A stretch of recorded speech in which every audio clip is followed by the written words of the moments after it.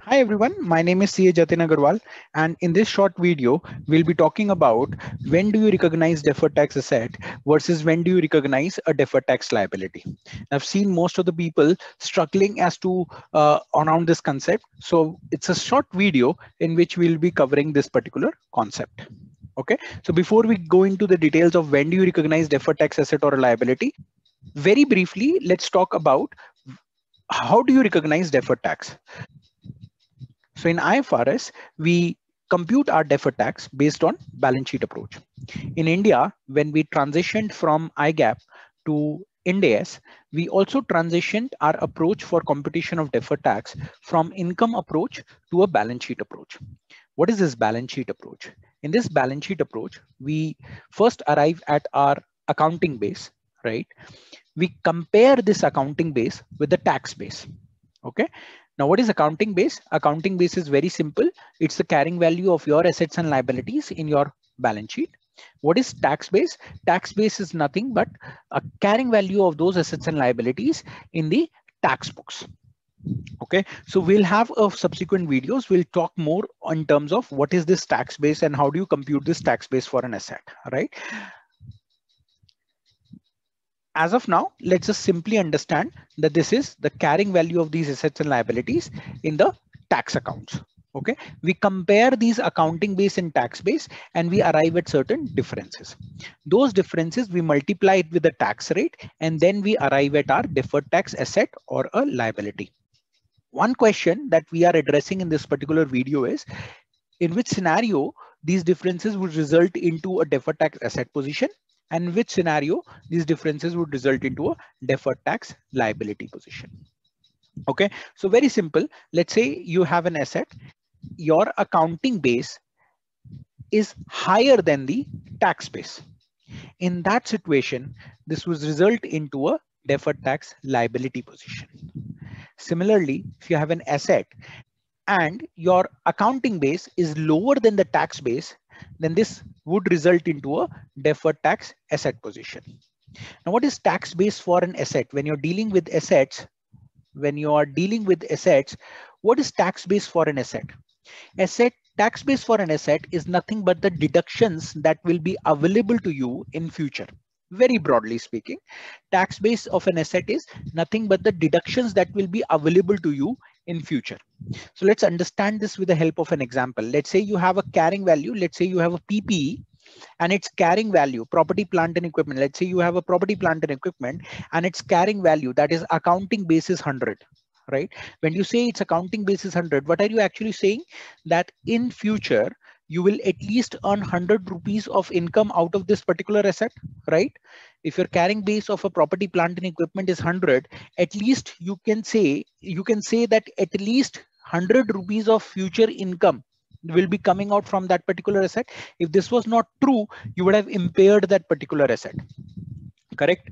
Now, when you say that the tax base of that particular asset is 80, what are you actually saying? That in future, I will have a deductions from this particular asset worth rupees 80, right? That in case of property, plant and equipment, WDV of that particular asset in your tax books is very simple to arrive, right? That means in future, you will have 80 rupees of depreciation in future. So if I compare these two items, your accounting base and tax base, if I read it together, what am I actually trying to say? That 100 rupees of income will come to me in future, right? But there's only 80 rupees of deduction that is available to me in future. That means in future, I will be sitting in a taxable position. That means 100 rupees of income will come to me, but 80 rupees of deduction will be available to me. That is 20 rupees of difference I will have to pay tax on. Okay, this 20 rupees I will have to pay tax on future. That means it is resulting into a deferred tax liability position in your financial statements. Similarly, if I reverse this particular example, if your accounting base is 80 and your tax base is 100, what are you actually saying? You're saying that in future, I will have 80 rupees of income, but I can have a deduction worth rupees 100. from this particular asset.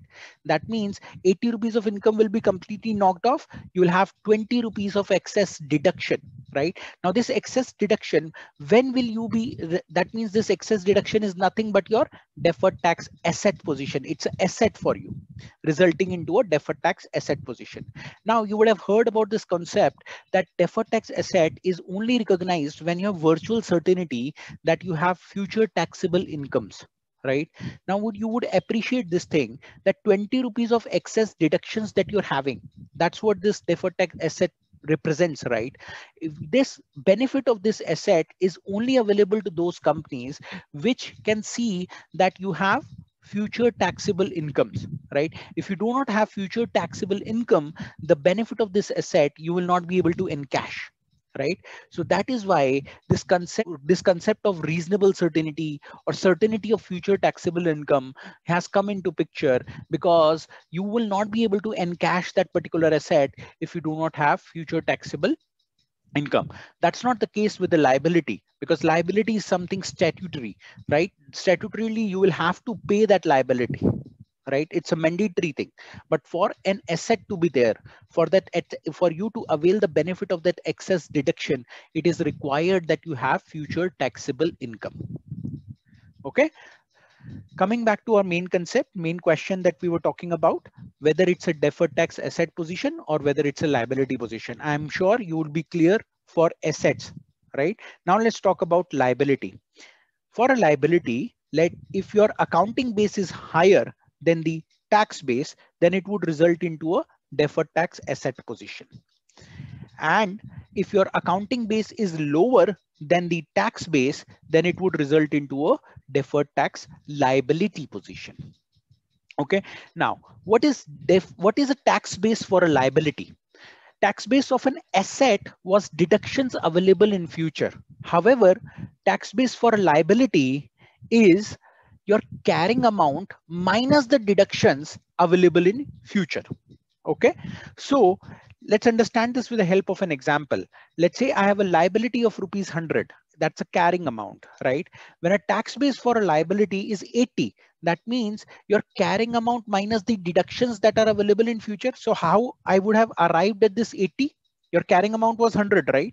So 100 minus deductions is equal to 80. So that means 100 minus 20, right? And is equal to 80. 100 is the carrying amount minus 20 rupees of deductions is equal to 80 rupees is the tax base of a liability in this example. So if I compare this, if I subtract this accounting base, subtract this tax base from my accounting base, what am I doing? 100 minus 80. What will I get? 20 rupees. What is this 20? Deductions in future, right? So in this scenario would result into a deferred tax asset position, right? And in the reverse scenario, if I have 80 as an accounting base and 100 as a tax base, that means if I subtract this thing, 80 minus 100, 80 minus 100, this will give me a minus 20. That is less of deductions, right? Negative deductions. So basically it would result into a deferred tax liability position. Okay, so now you can simply use this chart whenever you get confused between whether it's a deferred tax asset position or if it's a deferred tax liability position. How do I memorize this chart? Like it sometimes becomes a little difficult and confusing. So very quickly, what I basically use is a shortcut. What is this shortcut? A small acronym that I have been that we can use is all LAL. I'll repeat, all LAL. All AALL and LAL, LAAL, all LAL, right? Now, in this acronym, A stands for assets and L stands for liability. So this side, I would say simply put down asset, asset, liability, liability. And on this side, I will simply use this as deferred tax liability, deferred tax asset, deferred tax asset, deferred tax liability. And quickly, I'll compare my asset base and tax base and simply write down higher, lower, higher, lower, right? So this is a short table. By using this acronym, all LAL, you can, in a second's time, you will be able to draw this table, right? You can, in the second's time, you will be able to draw this table and all your confusions will be sorted out. It will be easy, very easy for you to recognize whether it's a deferred tax asset position or it's a deferred tax liability position. Okay, hope you find this meaningful. In case of any doubt, please feel free to get in touch, and we will be having more of such short videos covering the concepts of deferred tax, covering the concept of deferred tax and other accounting standards. All right. Thank you so much. Have a good day.